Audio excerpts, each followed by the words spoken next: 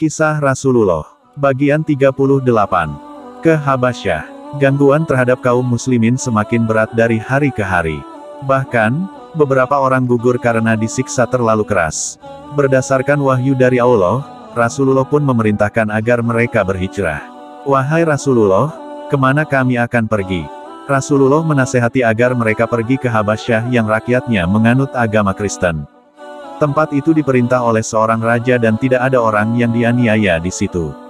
Itu bumi yang jujur, sampai nanti Allah membukakan jalan buat kita semua, demikian sabda Rasulullah. Mematuhi perintah Rasulullah, berangkatlah rombongan pertama kaum muslimin ke Habasyah pada bulan Rajab, tahun ke-5 kenabian. Rombongan itu terdiri atas 12 orang pria dan 4 perempuan. Dengan sembunyi-sembunyi, mereka meninggalkan Mekah, menyeberangi laut ke benua Afrika, dan tiba di pantai Habasyah. Seperti yang dikatakan Rasulullah, Najasyi, Raja Habasyah itu, memberi mereka perlindungan dan tempat yang baik. Kelak, ketika mendengar bahwa orang Quraisy tidak lagi menyiksa kaum muslimin, mereka kembali pulang. Namun, ternyata berita itu tidak benar. Di Mekah, keadaan justru semakin buruk bagi kaum muslimin.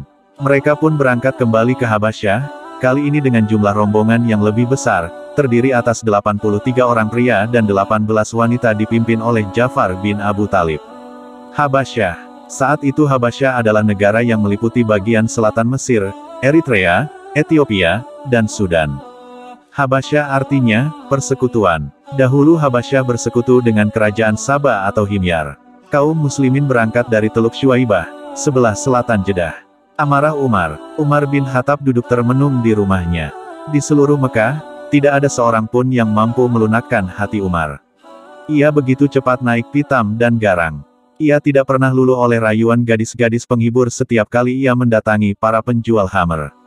Ia tidak pula pernah terbujuk ikut bergabung dengan para pejalan malam yang suka bergerombol di pelataran rumah sambil mendengarkan para penabuh rebana. Segalanya tidak mampu melembutkan kekerasan hatinya yang suka bertindak garang dan menakutkan. Namun kini, ia tengah duduk termenung sendiri. Hamzah, apa yang terjadi padamu? Engkau menaklukkan dan mempermalukan Abu Jahal, temanmu sendiri.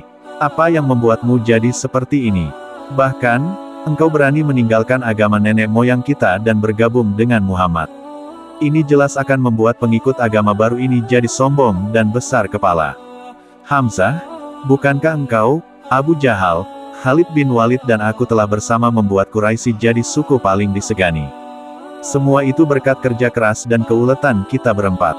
Suku-suku yang lain iri kepada Quraisy karena Quraisy memiliki kita. Ini semua gara-gara Muhammad. Hamzah tidak lagi mau minum-minum bersamaku. Betapa sepinya malam-malam tanpa Hamzah.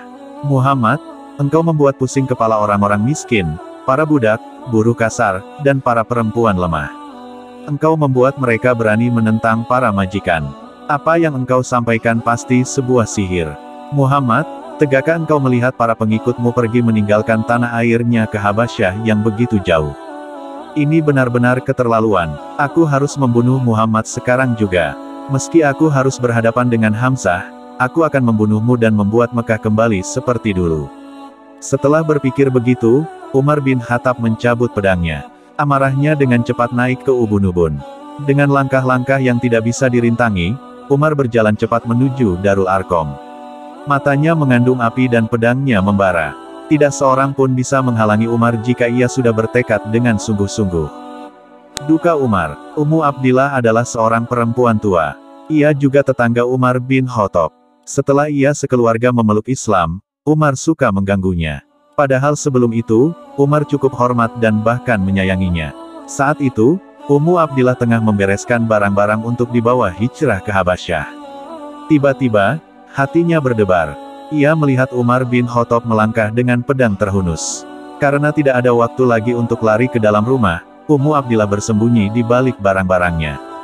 Hatinya berdebar tidak karuan. Tanpa sadar, ia menahan napas ketika Umar semakin mendekat. Akan tetapi, Umar melihatnya dan berhenti. Jadi engkau benar-benar akan berangkat, wahai Ummu Abdillah. Ummu Abdillah keluar dari tempat persembunyiannya.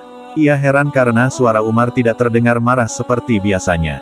Ya, demi Allah, engkau telah menyakitiku dan menindasku. Aku akan benar-benar pergi ke bumi Allah hingga Allah memberikan jalan keluar bagiku, sahut Ummu Abdillah. Sesaat, Umar tampak merenung, ini dia tetanggaku, mereka akan pergi juga meninggalkan Mekah. Umar berpaling, menatap wajah tua Ummu Abdillah dan berkata dalam hati, begitu jauh jalan yang akan ditempuh orang tua ini, begitu sedikit barang yang bisa dibawanya. Akhirnya Umar melangkah pergi sambil berkata parau, semoga Allah senantiasa menyertaimu. Ummu Abdillah terpana. Belum pernah Umar berlaku selembut ini sejak mereka memeluk Islam. Tidakkah engkau melihat kelemah lembutan dan kedukaan Umar terhadap kita? Tanya Ummu Abdillah kepada putranya. Apakah ibu berharap ia akan memeluk Islam? Tanya sang putra. Dia tidak akan pernah memeluk Islam sebelum keledai bapaknya juga masuk Islam. Bersambung.